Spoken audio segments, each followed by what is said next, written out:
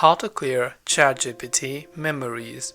So if you want to learn how you can clear the memories for your ChatGPT account because you want to reset everything, you obviously do not want the AI to remember everything about you. In order to do this, I'm showing this process on my web browser, but you could repeat the process on your mobile app as well. Once you log into chatgpt.com, from the bottom left you can see your name. Make sure to click on that name and go to this gear icon that says settings. From settings, there are a couple of things that we can do. First of all, go to the option called Personalization on the left hand side, and here you can see the option called Memories. Under Memories on the right hand side, you can see the option called Manage.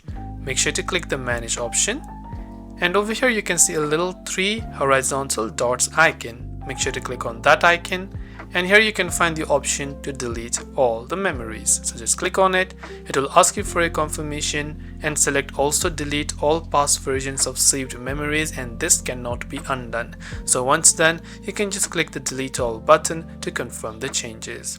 That way you can clear the ChatGPT memories and any information it has about you.